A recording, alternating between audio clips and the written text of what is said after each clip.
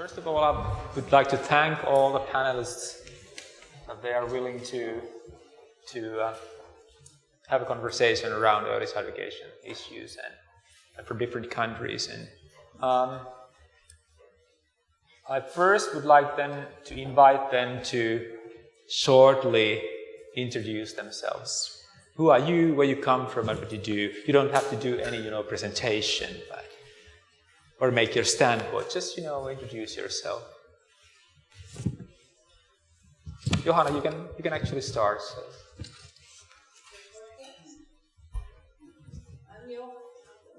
Does it work or?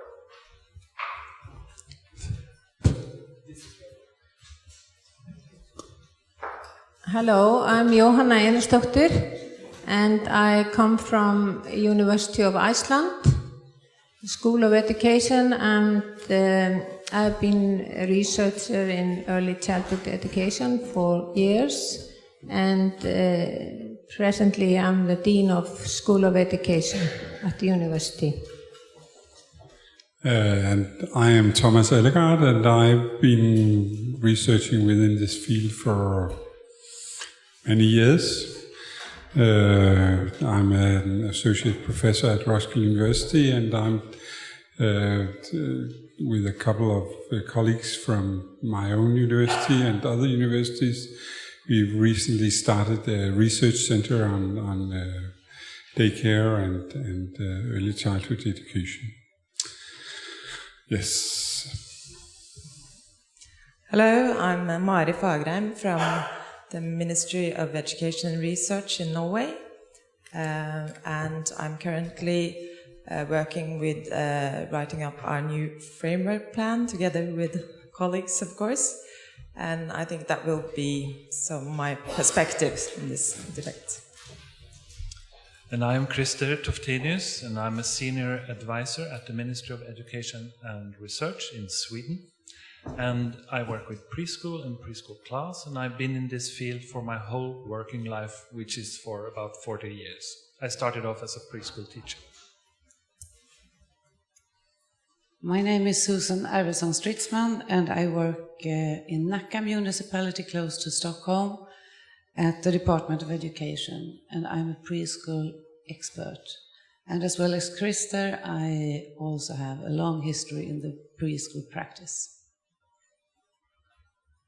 And hello, my name is Kirsi Alila. I work in the Ministry of Education and Culture here in Finland as an educational counselor. I'm the close working comrade with Tarja. I have also 2 chairs, sort of to speak, because I'm a former researcher also. So this is my position. Okay, I just decided that I changed my plan. No. Don't get nervous. I actually have prepared a set of questions, but I would first like to give you, the audience, to continue to the conversation that we just had after my presentation. So if you have any questions that you would like to start with the panel, please go ahead. You can actually continue the conversation that we just, had after my presentation. Please, is there anybody who can,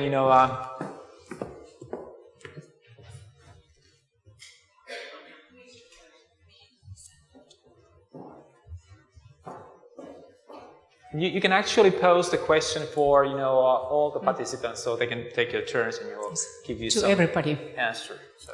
Democratically.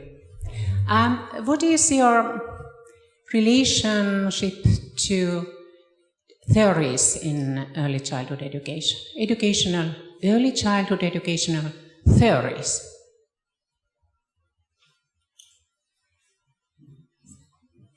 What is your relation to early education theories? If I understand right, do you... Education. How do they relate to your work, or how do you use them, or what kind of value they have for you? Or please, who wants to start? It's a small question, a simple question. I don't want to start, but someone has to. My relations are very good. That's my short answer. You're a happy man. As I'm working in a ministry, I'm working to assist politicians. Politics is not science. Politics are beliefs. And we are living in a democracy, and we choose the politicians who should rule the country. And they have different beliefs. As I used to say, the ministers comes and goes, and I stays. But we do have theories, for example, behind the curriculums. And an example when I use the theories is in my work, is when we revised our curriculum in Sweden in 2010. Then we used researchers in different fields because we were revising goals for language, mathematics, and so on. So then we used researchers, of course, who has theories. But we didn't choose one theory because there are different theories. And as it's going to be a curriculum for the whole country, it has to be monfold. And of course, what our ministers or government at the moment wanted. So that's how we use the theories. Anybody else who wants to come? Let's give the panelists opportunity to respond, please. Well, I guess I could start by saying that when I got the invitation for this panel, and when it was later elaborated for me, I was asked about solutions to some of the challenges that are within this field. And I guess I see it as one of my privileges as being a researcher, that it's more a question, to me at least, the way I figure my own role in this game is more, is not necessarily pointing to solutions, but it's also, it's more a question of pointing to reflect what kind of reflections and what kind of deliberations you need to think about. Like when we talk about this Nordic model, I think it was quite obvious this morning that there may be such a thing as a Nordic model, but still, when we talk about it, it's very much in terms of curriculum and in terms of policy. And I was stricken by the fact that we only have limited knowledge of what is actually a common Nordic ground. And I was brought back to when my old supervisor, Lasse Lipposen, introduced me to a research project which was made back in the 1980s. And he was saying that one of the differences they found between Danish and Finnish, or Finnish and other Nordic countries' kindergartens, was that when the Danish children had arrived in the morning, they would immediately run in and play with the other children, and the pedagogues would notice them, but they wouldn't sort of make any sort of formal salutation. Whereas in Finland it was different. That teachers would be very, they would greet the children, not formally, but they would be very aware of the children. And I was thinking, well, this is an example of a thing that's very, very important for the child, of course, and we could discuss the effects of that, but it's not a thing which is in the curriculum. It's something else.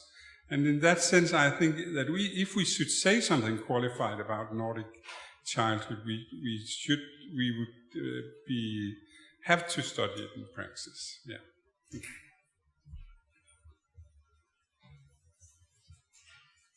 The question was, what is our relationship with theory? I guess it means what use is educational theory for our research and practice. And for research, I think theory is helpful for us to see things clearer or in different light. But for policy and practice, I think theories are like values. They are part of us. They are something that's that we maybe are not aware of, but we see things through these theories. Anybody else who wants to comment? Well, from my point of view, as an administration for our politicians and as a policymaker, I must say that we build on research, of course, but as we're now writing a new framework plan, it's also a political document. And our government, they tried to lay down a foundation for political consensus in the parliament, and put forward a white paper. But it turned out, not surprisingly, probably, that it was not an easy task to come to common ground. And the debate became very politicized, really. So everybody agreed that quality is important, but what is good quality? That is not an easy answer. So after our parliament discussed content of kindergarten, they agreed on a social pedagogical model. And I think that led to that we are careful writing up a new framework plan, because they went for a traditional kindergarten in many ways. So when that was a political process, and now we're in more of a pedagogical process, really, where of course we turn to researchers and we turn to science, but it will always be in the balance between policies and knowledge.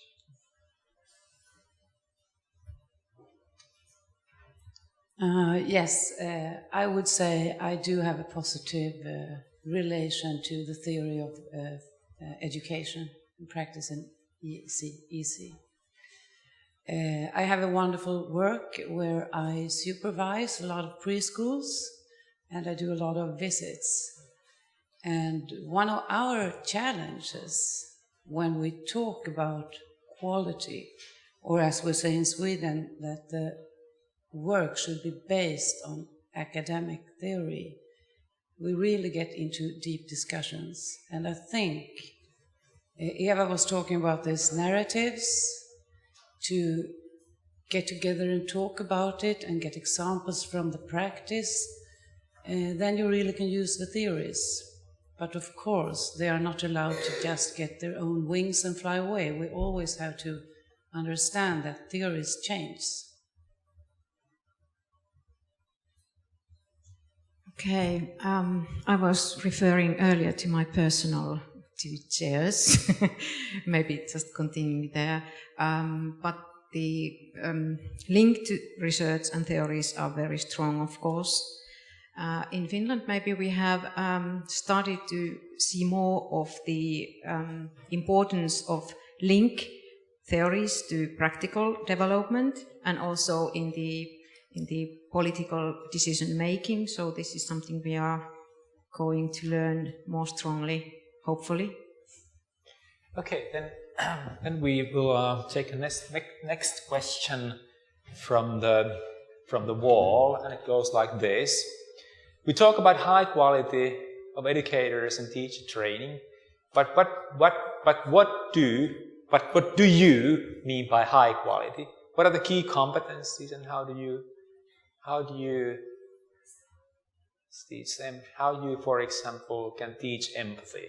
So, what do you mean by high quality stuff, and what kind of competencies high quality stuff has or should have? This is really questions for 2 hours to answer. So I'll answer the last one. How do you teach empathy? You can start with that.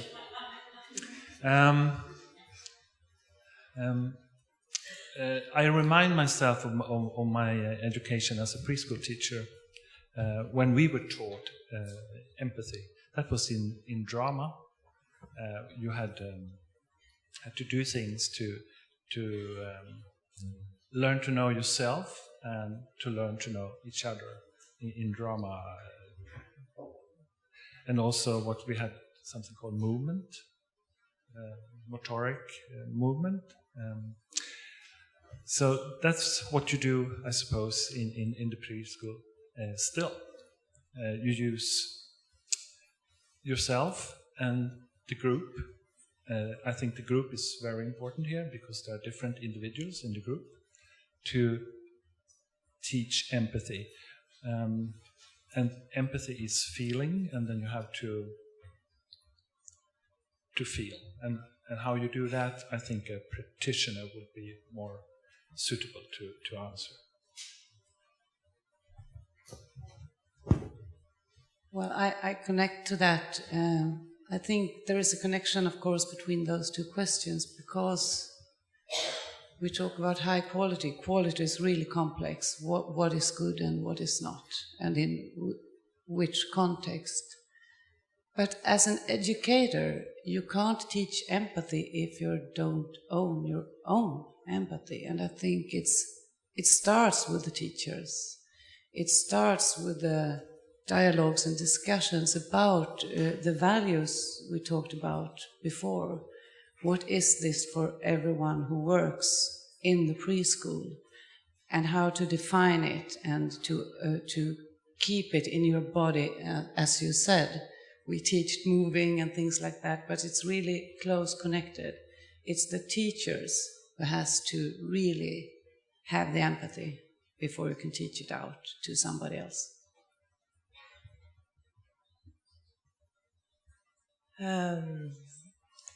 High quality is in many ways high quality in the teaching, I believe, and in the practice.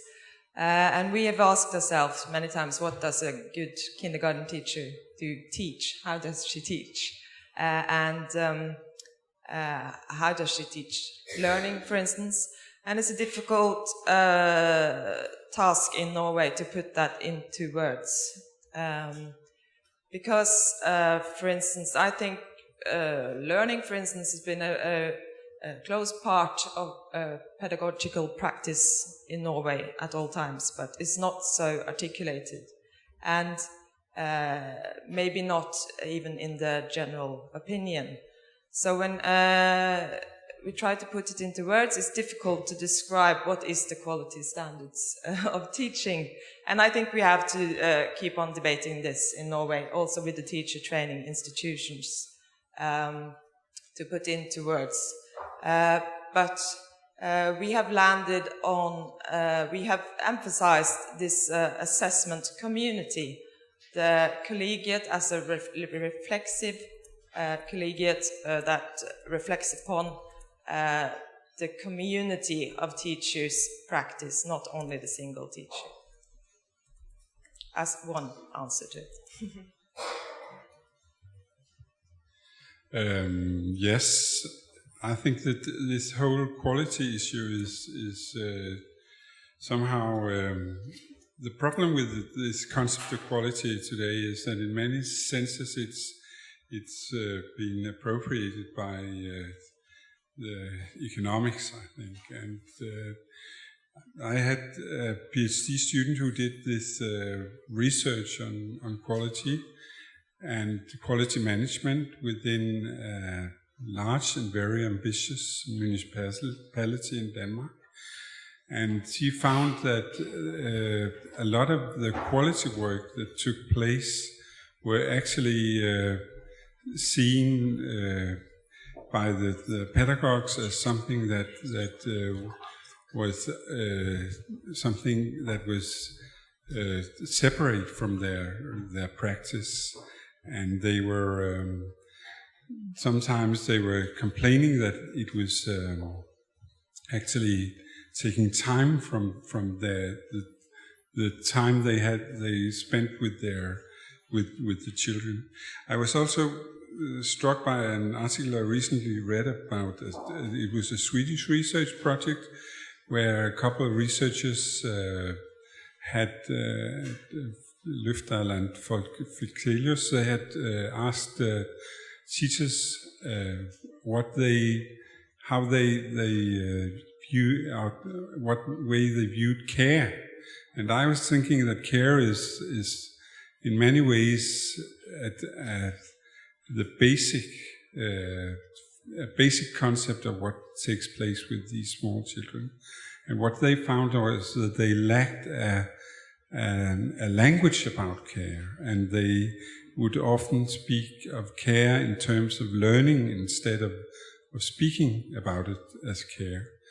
So I think it's also, we are back to the value questions that Eva Johansson, I think, put forward nicely this morning, that it's also what kind of values do we actually stress when we talk about quality.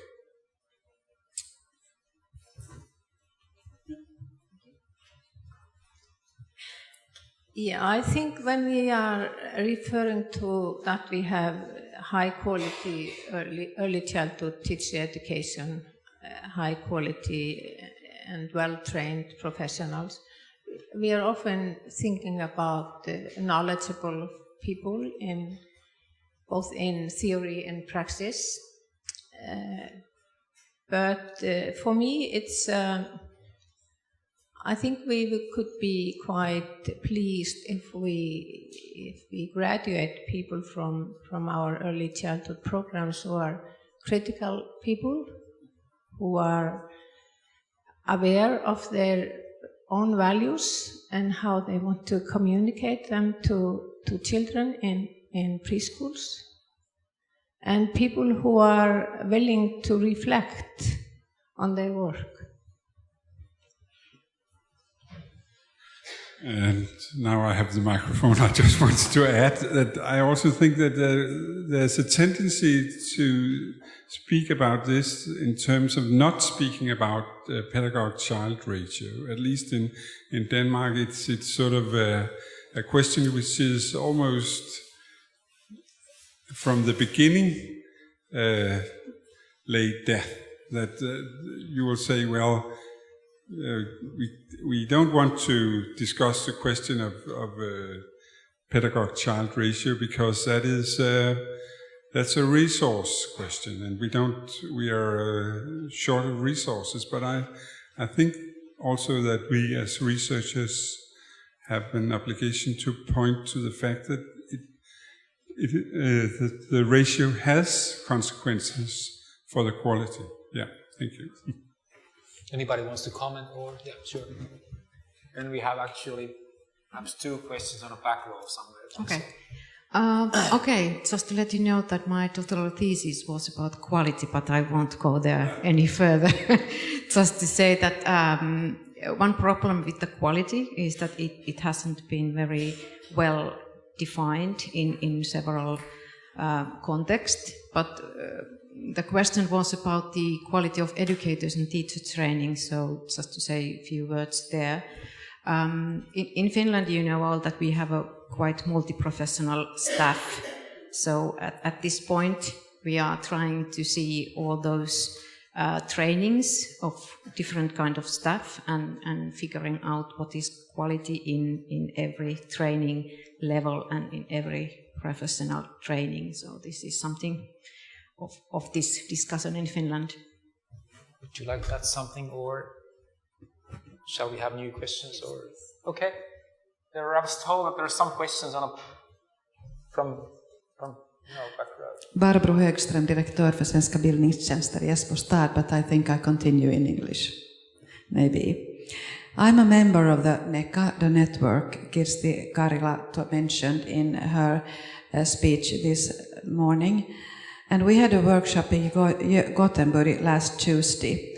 And though there are invited persons from municipalities and states in all Nordic countries, I have been the only one representative of the municipality in that group for 2 workshops now.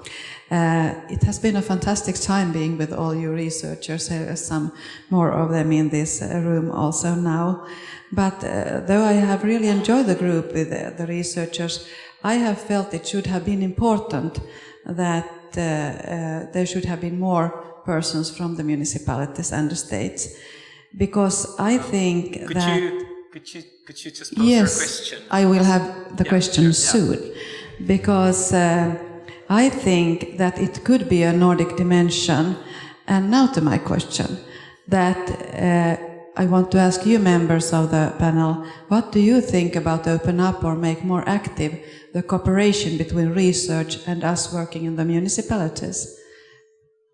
I would rather like to hear that. Cooperation between municipalities and universities. Who wants to comment on or say something? Well, because I have this microphone. Yeah, sure. Well, one question is about joint projects, joint development. This is something we do a lot in Finland, so this is one answer, of course. Anyone else? I hope I understood the question right. It's how we cooperate with the universities. Yeah. And municipality, yes. Of course, it's important, and I think it looks very different depending on which municipality and the context too.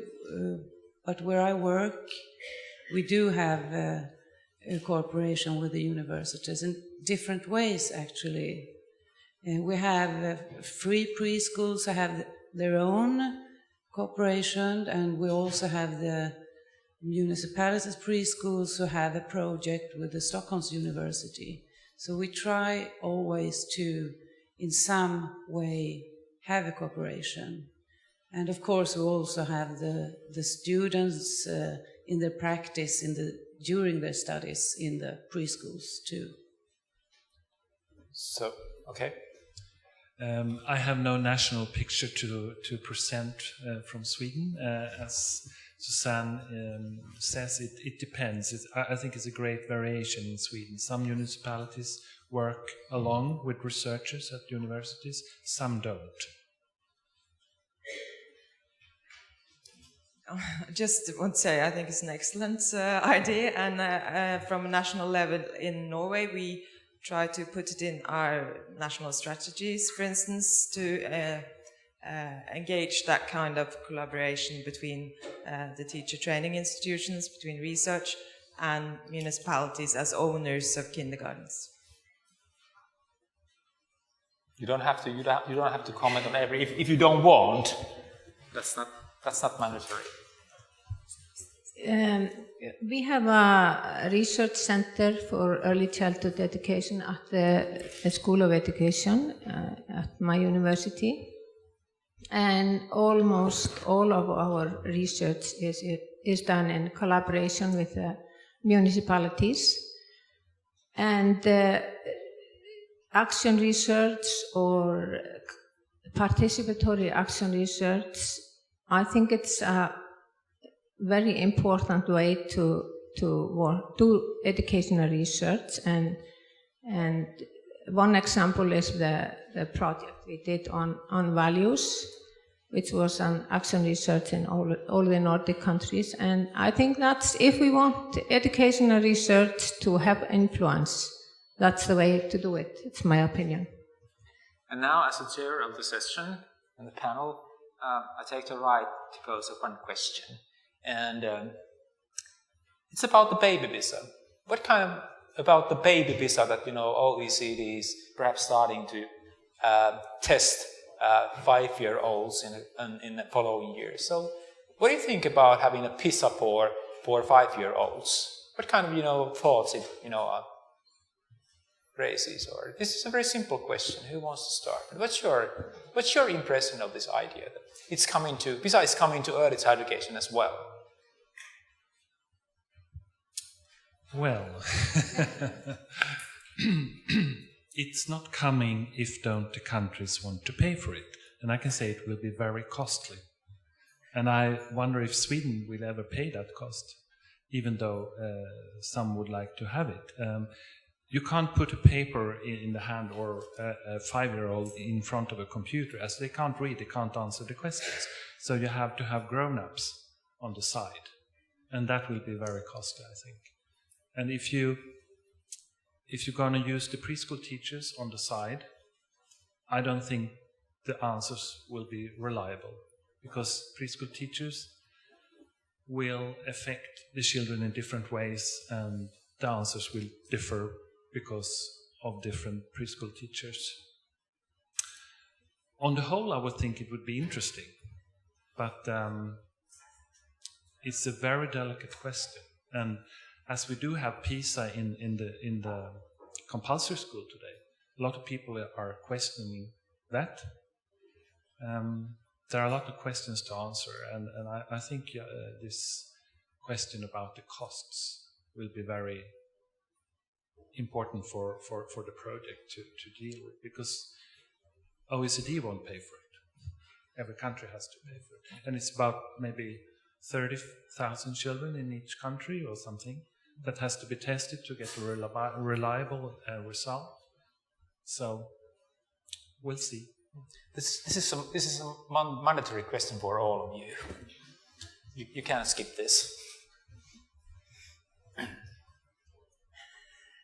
Yeah, I think we are facing increasing accountability and external evaluation, standard assessment and individual testing seems to be becoming increasingly popular in the Nordic countries.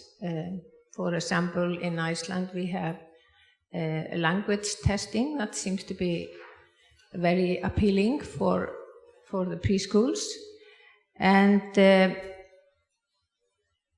I think baby PISA is very scary.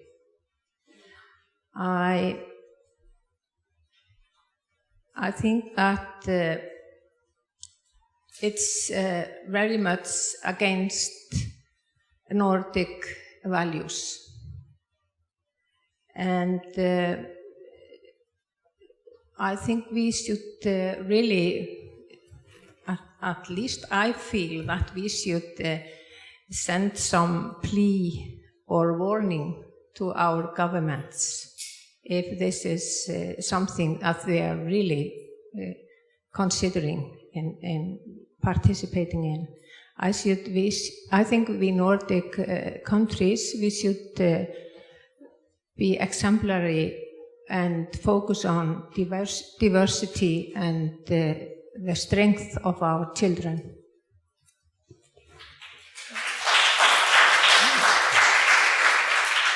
Well, I agree more or less.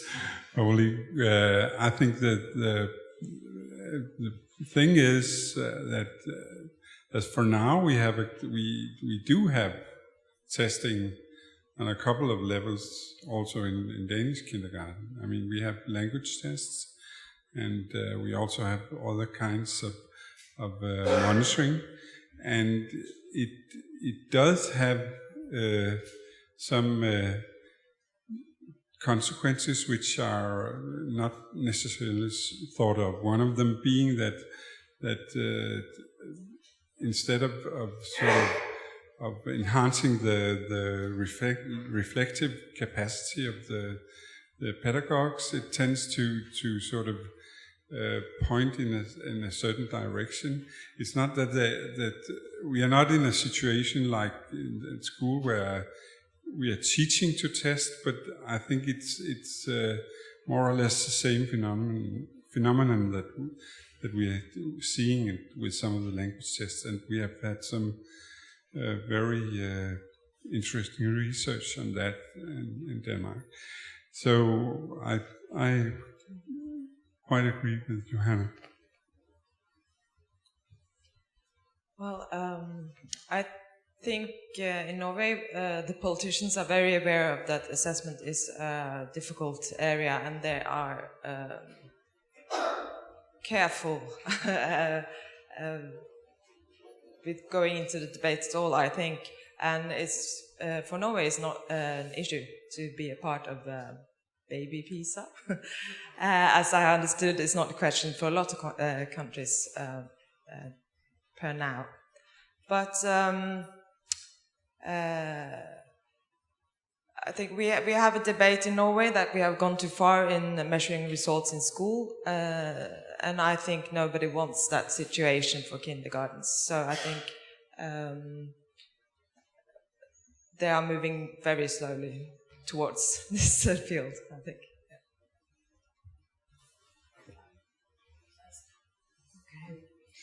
Okay, I very much agree with my colleague Krista here. But my thoughts are that if we are forced to take baby PISA, then we have to have the influence to the content of the PISA, baby PISA. Then we have to be very alert what's come in to the baby PISA. And if we don't want to have baby PISA, we are going to need very good reasons not to have it. So this is but in Finland this question and this talk is rising, so we have to take account of that. And Lasse, I would like to say to you that I'm going to so murder you because you changed the questions.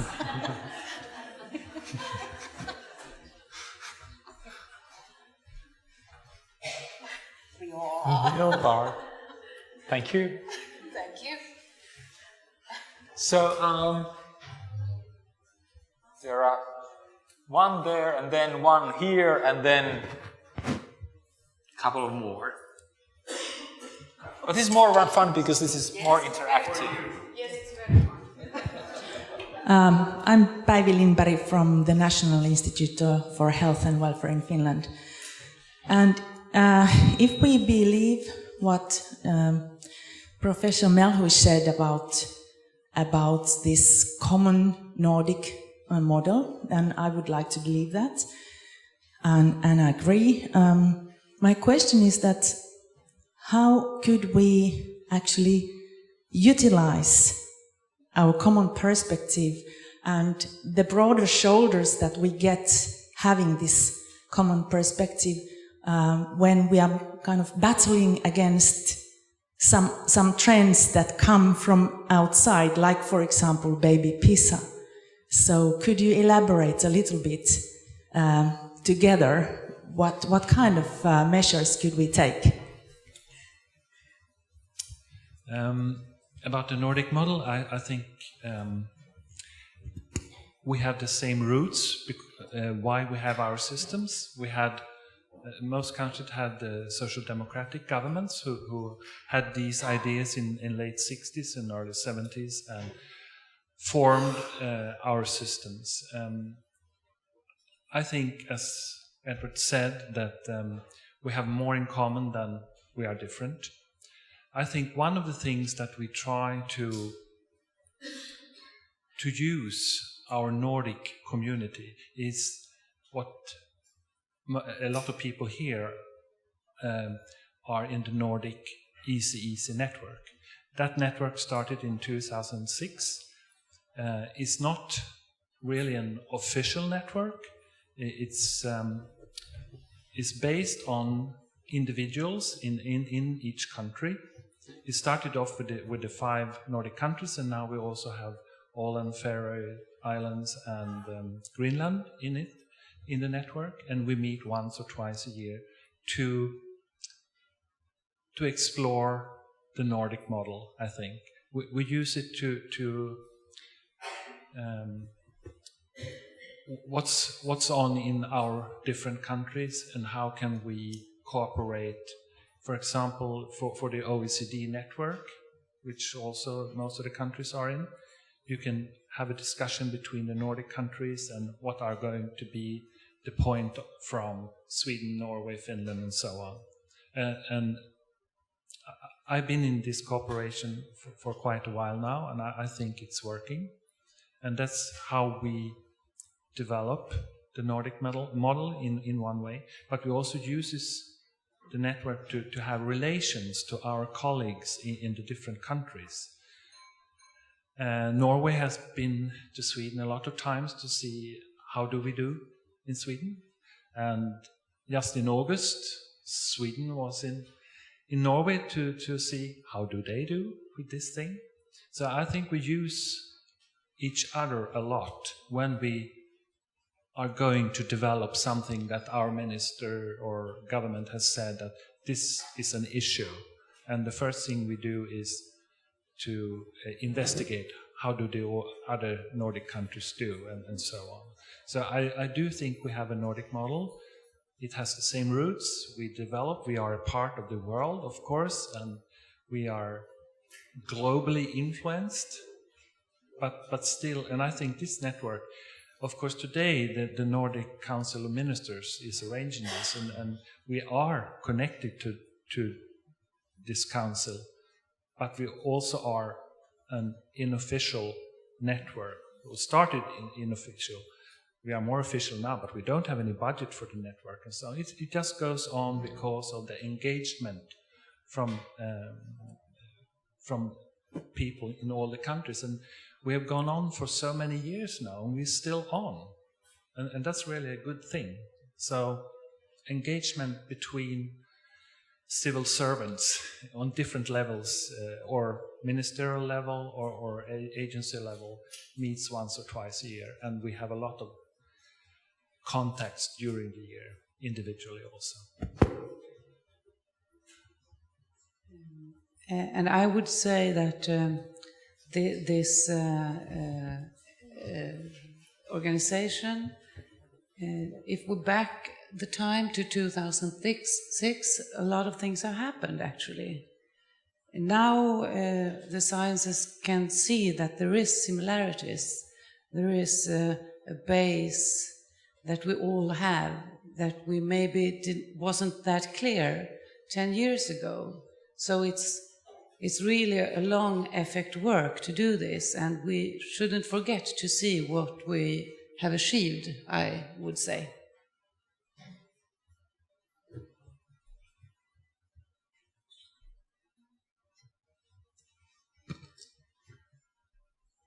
Yeah, we like to think we are special, and there is something extraordinary that's called the Nordic system or the Nordic model.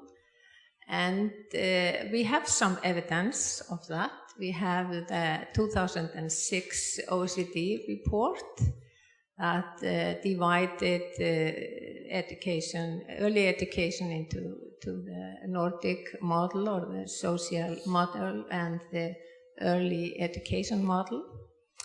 And the social pedagogy model, the main features of that were seen as a broad preparation for life and the foundation stage for lifelong learning. And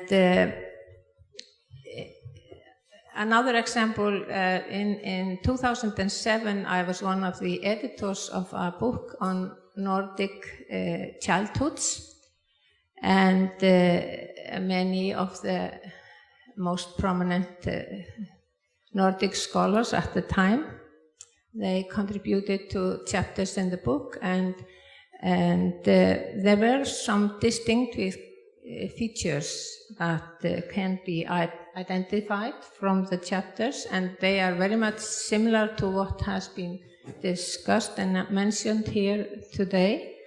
There were naturalness of childhood, equality, democracy defined as lived daily experience for children, freedom to play, and liberation for over-supervision of and over-control by adults, relationship between adults and children, and solidarity. So Nordic children should enjoy childhood and have their rights respected and voices heard.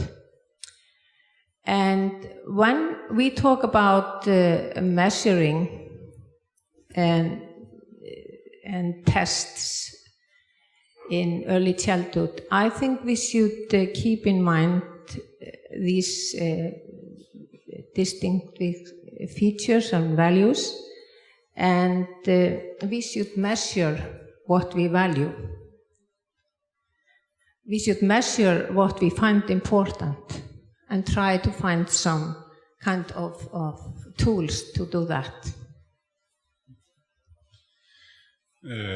I would like to add that, at least from my point of view, I think that Nordic cooperation is not something that has to be established. It is already there, and it's been there for many, many years. So it's and I mean, you are not least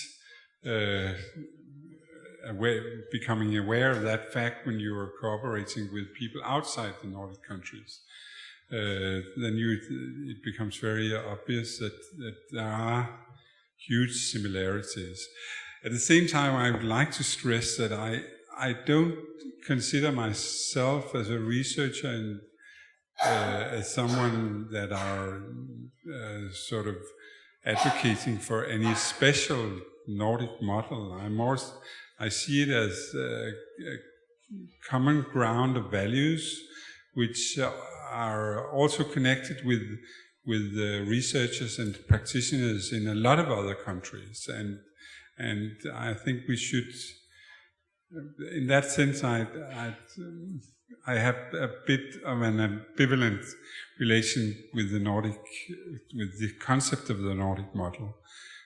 But at the same time, I must admit that I think 90% of the non-Danish researchers that I cooperate with are Nordic researchers. So, yeah.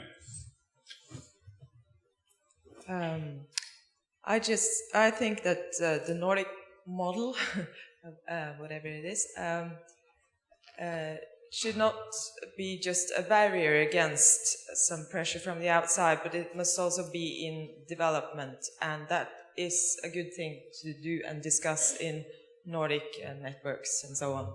So I think we have to develop against this diverse future and also learn from countries outside the Nordic countries, of course, which we are all inspired by, and translate it into a form that fits our Nordic context. And a question here and then.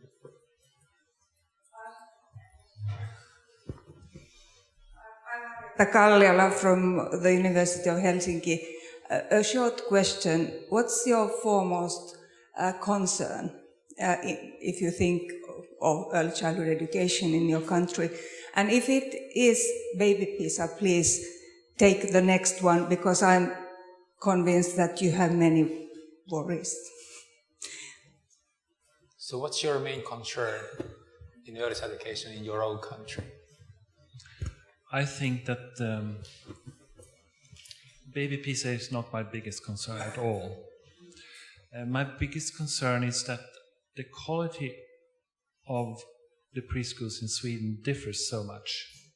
We have a high qualitative system, but as we don't prescribe which methods and how they should do it in the practical work, we do know by research that the quality in different preschools or different municipalities, it could be different departments in the same preschool, that the quality differs so much. I think that's the main issue, I shouldn't say problem, but issue that we really has to address in Sweden. We know that we have excellent preschools, but we also have preschools with the same resources in money that have a very low quality. And that's a very important issue to develop. Yeah, I agree. The varies in quality. And also for Norway it's important to educate more trained staff, really. And also one worry is perhaps we have had a discussion about the individual child and the community today, and the social pedagogical model, which is based on the child's initiative. It fits well for many children, but for all those children who's not able to take those initiatives, that is a worry, and also an important political goal for our politicians, that every child shall learn to speak Norwegian before they start school, for instance. That's a very concrete goal, which also is very output-based. But yes, I think that might be the main concern, language development, because of the immigration, for instance.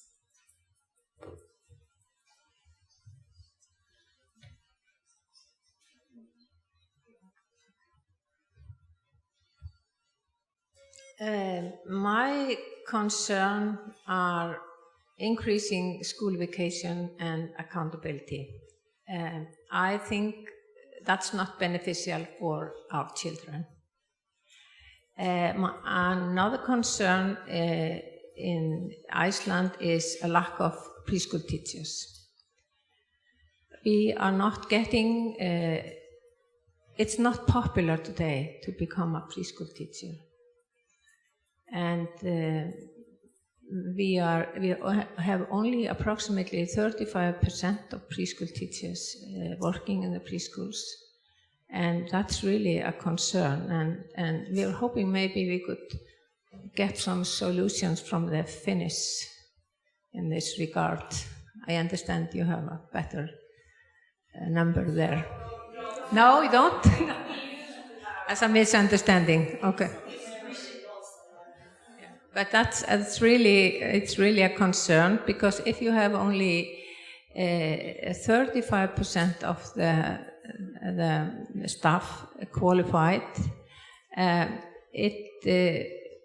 it looks like they take on the administrative roles, and they are in the role of educators, educating the grown-ups in the preschools. So I think that's really a concern for our children. Well, it's nice to ask you first, Johanna, because I can just say that I agree. I think in many ways my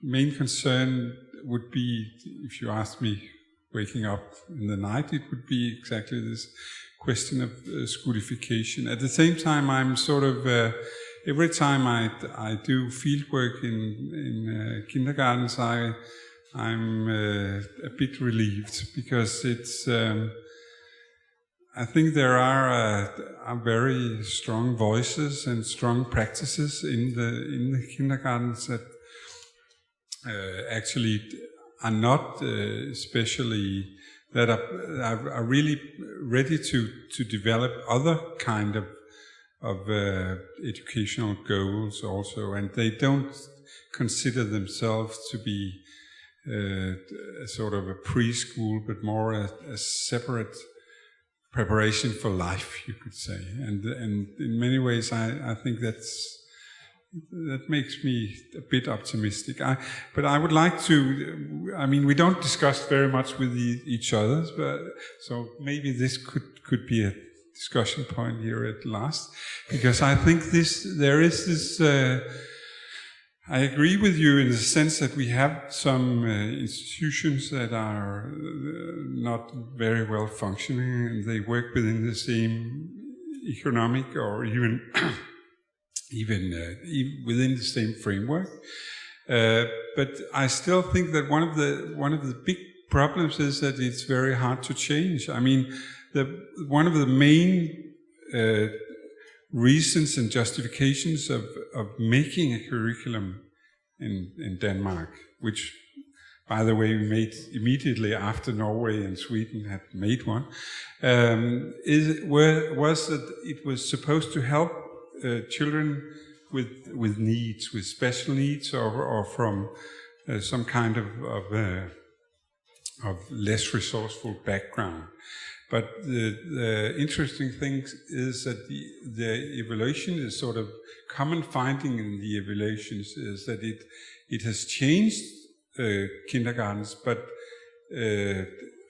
when it comes to the question of children with special needs, there's not that much change. So the main justification for making that change actually hasn't been fulfilled.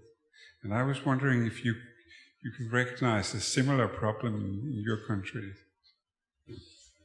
Would you ladies have a word? You have a word for?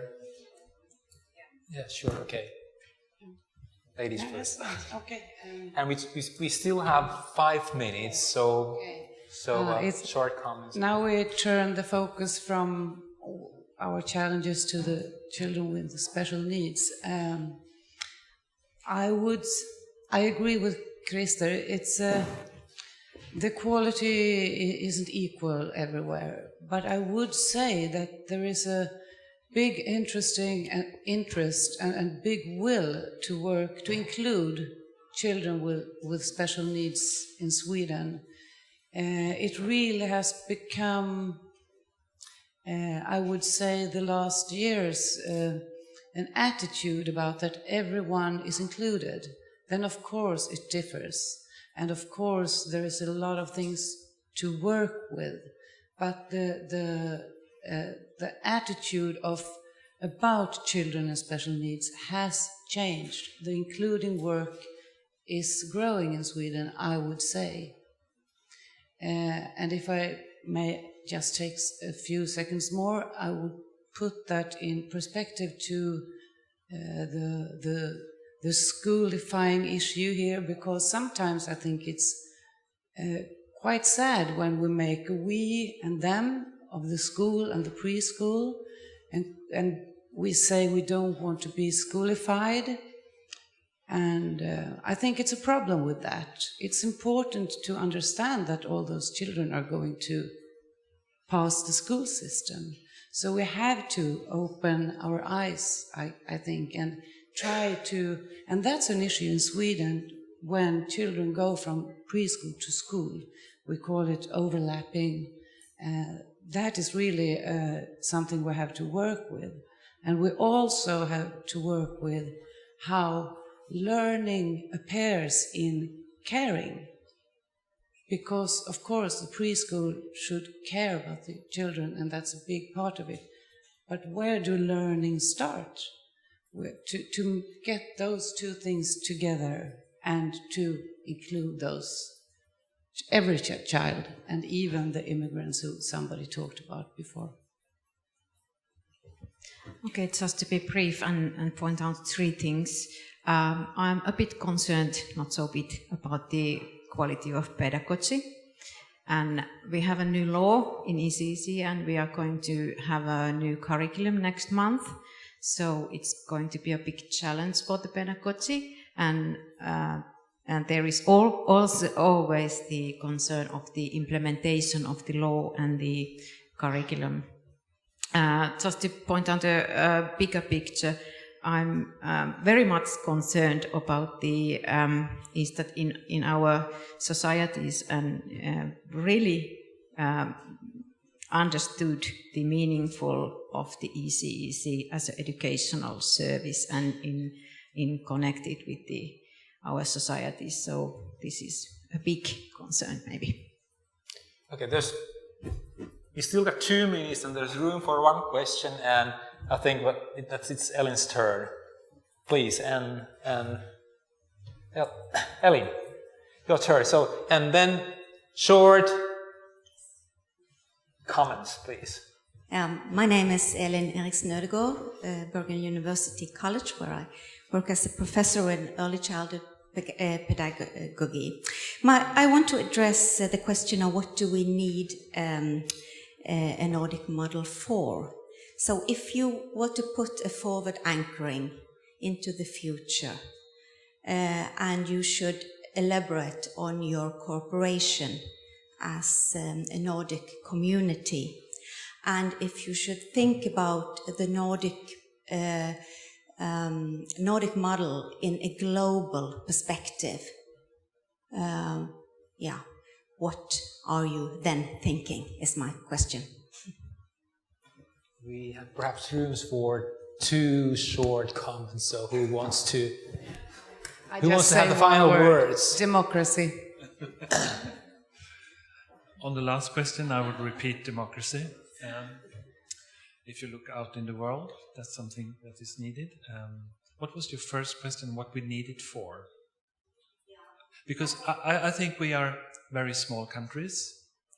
When we want to develop our systems, we need more input than we can have at home.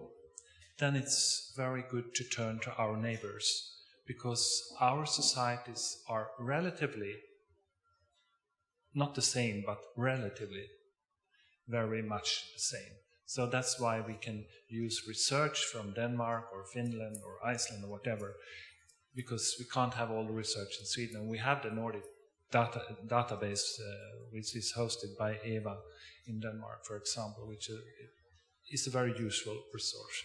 So I think we need each other to develop our systems in each country. Okay, Johanna, you have the final word. I have to keep the time. Thank you. The landscape of early childhood education is changing in the Nordic countries, and as many of you have pointed out, we need to learn from other countries. But I think we should be concerned about how can we influence these changes? How can we influence this development and not lose sight of what we have, not lose sight of the Nordic values? Okay, thank you. So it's my duty to end the panel, and I hope that we give a big hand for the panelists.